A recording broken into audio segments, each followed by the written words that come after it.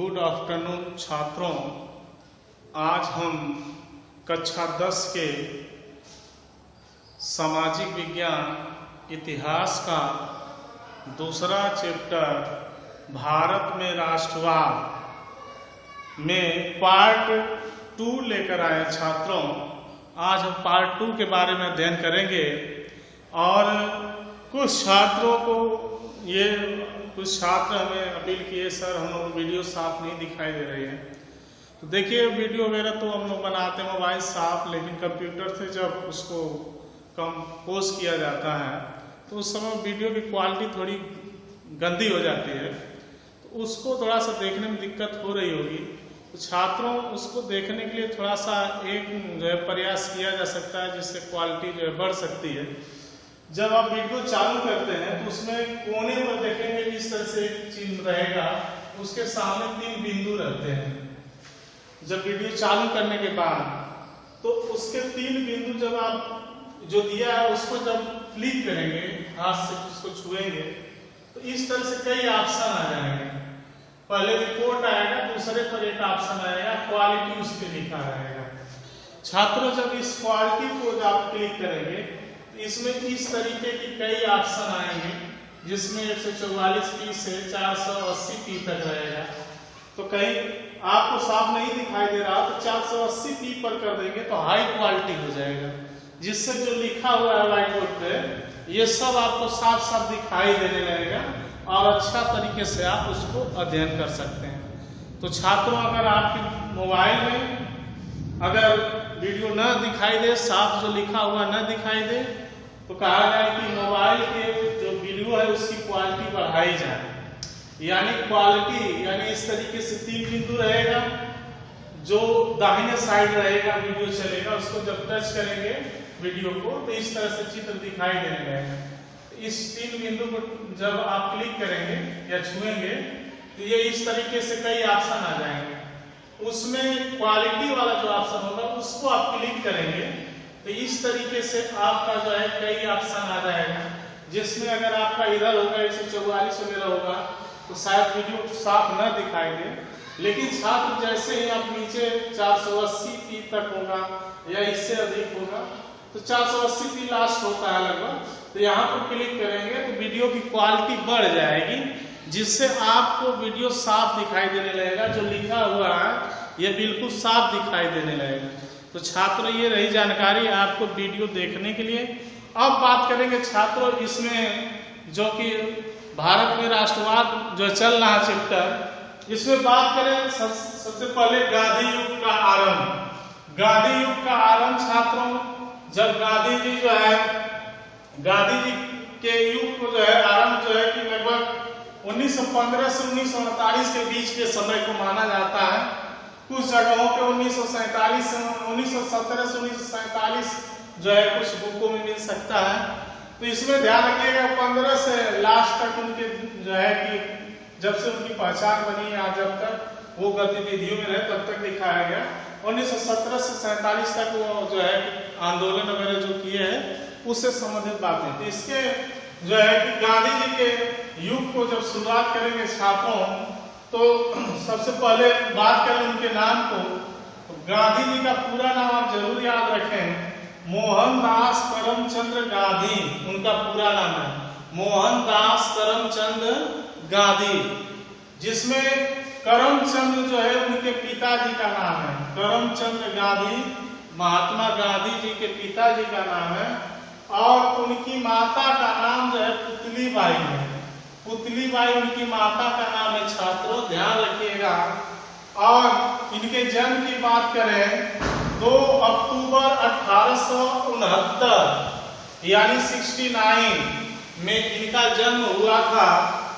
स्थान बात करें गुजरात के पोरबंदर नामक स्थान पे हुआ है। गुजरात के पोरबंदर नामक स्थान पर इनका जन्म हुआ है।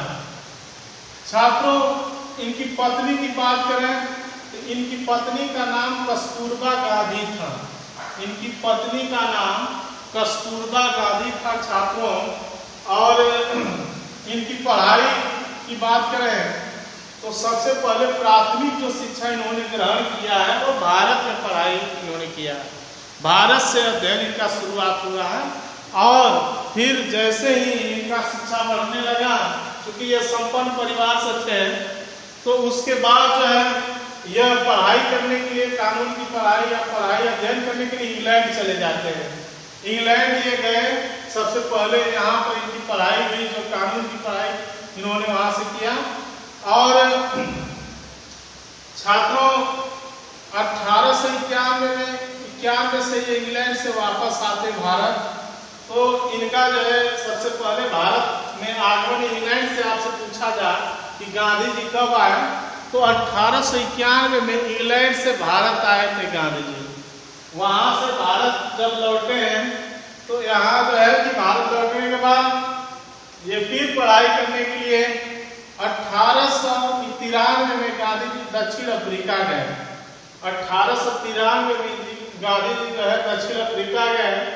वहां पर उन्होंने देखा कि दक्षिण अफ्रीका में गोरे काले को, खास करके गोरे लोग काले लोगों को कमतर समझते थे, यानी भेदभाव करते थे। वहां गोरे काले का भेदभाव था। जो भी विदेशी या उनके देश के लोग काले होते थे दक्षिण अफ्रीका में, तो उनको नीच समझते थे, उनसे नफरत करते थे, उनको जो है नौकर समझते थे। इस तरीके से उनको उनके साथ जानवर जैसे व्यवहार करते थे ये लोग। तो यह जो है दक्षिण अफ्रीका में काले गोरे का भेद चल रहा था। और गांधी जी जब ये चीज को देखते हैं कि ये तो बहुत गलत हो रहा है, यह जब इनके साथ भी कुछ घटना घटी जिसके द्वारा इनको बहुत बुरा लगा, गांधी जी ने इसका विरोध किया। गांधी जी इसको बर्दाश्त नहीं किए छात्रों।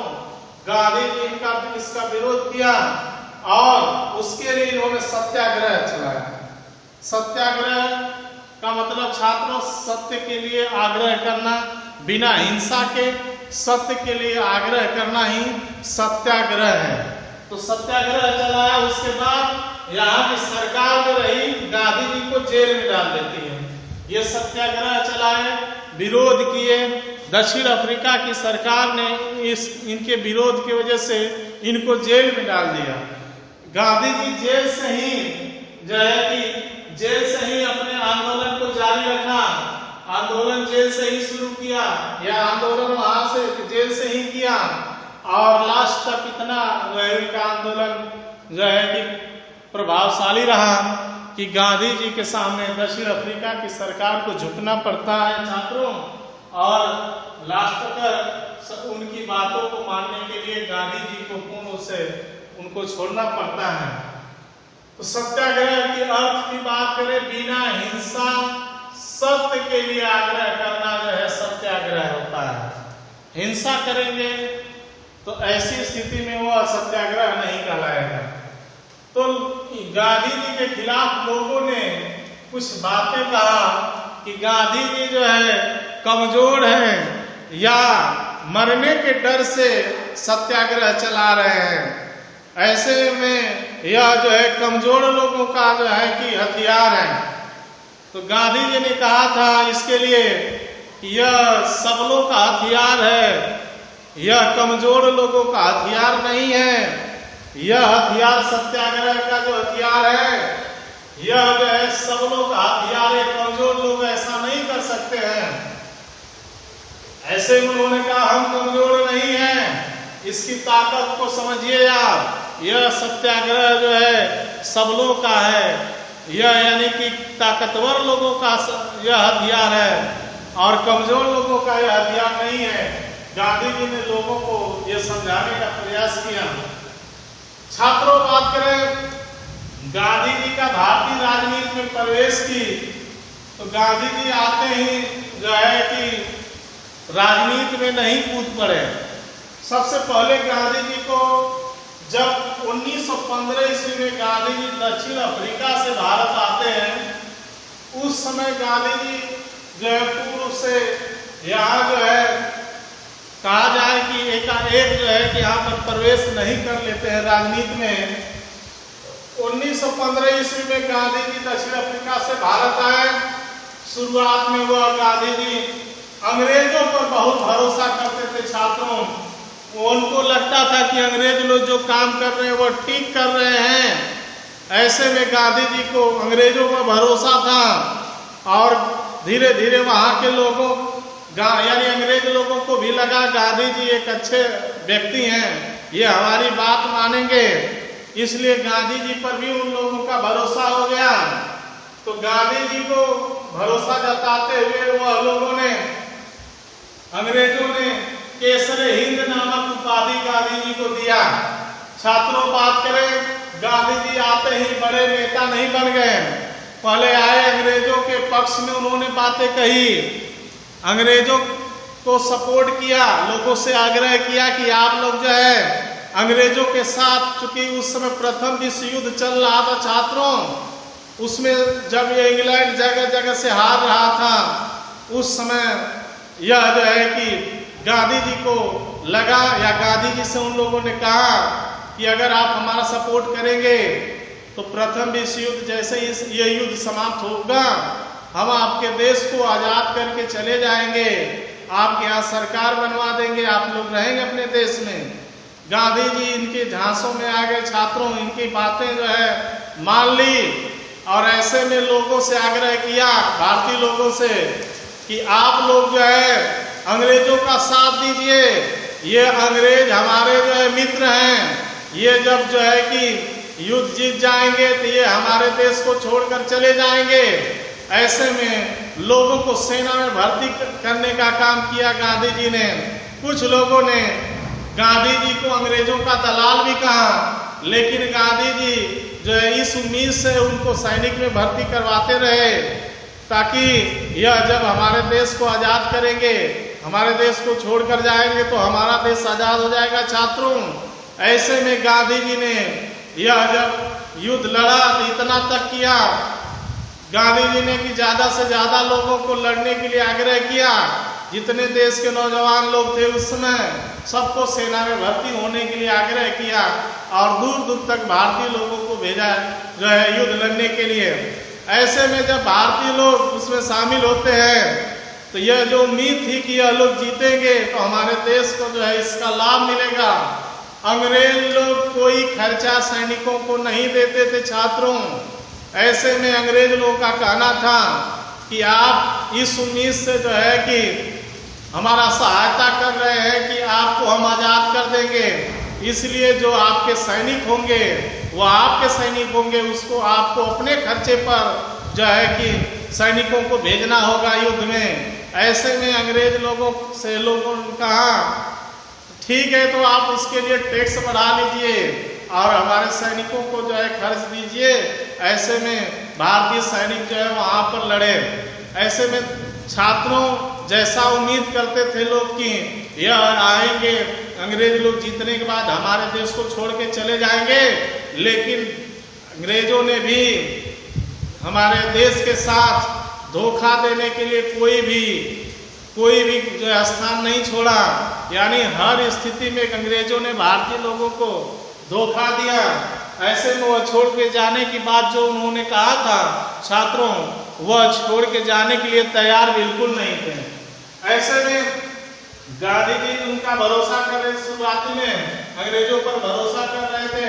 अंग्रेजों ने केसरी हिंद की उपाधि भी दिया, लेकिन भारत में गांधी जी का बड़े नेता के स्तर पर उनका अभी नाम नहीं था। जब शुरुआत की बात करें छात्रों, सबसे पहले 1916 ईस्वी में साबरमती आश्रम बनाया गुजरात में गांधी जी ने, जहां पर इनके लोग इनसे मिलने आते थे या वहां गांधी जी रहते थे, लोगों की समस्याओं को सुनते थे, देश की स्थिति को जानते थे। ऐसे में छात्रों बनारस, सबसे पहले बनारस हिंदू यूनिवर्सिटी में सभा हो रही थी। बनारस हिंदू यूनिवर्सिटी में एक सभा हो रही थी, जहां गांधी जी जो है सबसे पहले जो है वहां मंच पे आए और वहां पर पहली बार उन्होंने भाषण दिया और उन्होंने कहा कि जो अमीर लोग हैं उनको गरीब लोगों का ख्याल रखना चाहिए। अगर देश को संपन्न बनाना है, विकास करना है, तो इन गरीबों का भी ख्याल रखेंगे तभी देश आगे बढ़ सकता है। ऐसे में अमीर लोगों को चाहिए कि गरीब लोगों का ध्यान रखें और अपने देश का विकास करें, हमारे देश का विकास करें। ऐसे में ज़्यादा से ज़्यादा लोग इनको पहचाने, इनको जानने लगे और गांधी जी की शुरुआत वहीं से शुरू हो जाती है और धीरे धीरे गांधी जी बहुत फेमस होते चले जाते हैं। छात्रों, हमने इसके पहले बताया है कि प्रथम विश्व युद्ध का भारत पर क्या प्रभाव रहा। आर्थिक परिणाम बहुत बुरा रहा भारत में। जैसे कि हमने बताया कि यहाँ पर भारतीय लोगों के खर्चे से ही हमारे देश के सैनिक जाते थे, लेकिन वहां पर छात्रों जाने के बाद घर का खर्च भी चलाना था। नौजवान साथी जो है पूर्ण रूप से चले जाते थे देश से। ऐसे में यहाँ खेती बाड़ी करने के लिए कोई नहीं रह जाता था और यहाँ पर पूर्ण रूप से खाने पीने की समस्या होने लगी, आर्थिक तंगी होने लगी, टैक्स बढ़ गया था, यहाँ के लोग बहुत परेशान हो गए। और हमने बताया कि अपने ही खर्चे पर सैनिकों को भेजा जाता था लड़ाई पर। ऐसे में जब स्थिति बिल्कुल खराब हो जाती है छात्रों, तो क्रांतिकारी गतिविधियां बढ़ने लगती है, क्योंकि लोग खाने के लिए परेशान हो जाते हैं। फिर धीरे धीरे लोग क्या ये क्रांतिकारी गतिविधियां, देश की आजादी के लिए लड़ाई भी शुरू हो जाती है पूर्व से। ट्रेन लूटना इत्यादि क्रियाएं जो है उस समय जो है लोग करने लगे छात्रों। उसके बाद वहां की सरकार जब परेशान हो जाती है, संवैधानिक सुधारों की घोषणा करती है कि ये जो क्रांतिकारी गतिविधियां हो रही हैं, ऐसे में संविधान में कुछ जो है सुधार करने की जरूरत है, जिससे इन लोगों को रोका जा सके। छात्रों, इस तरीके से ये संवैधानिक सुधारों के अंतर्गत छात्रों ने, अंग्रेज लोगों ने बहुत बुरा कानून बनाया और हमारे देश के लोगों को ज़्यादा से ज़्यादा परेशान करने का काम किया। तो कल छात्रों इसके आगे का वीडियो आपको मिलेगा। Good bye.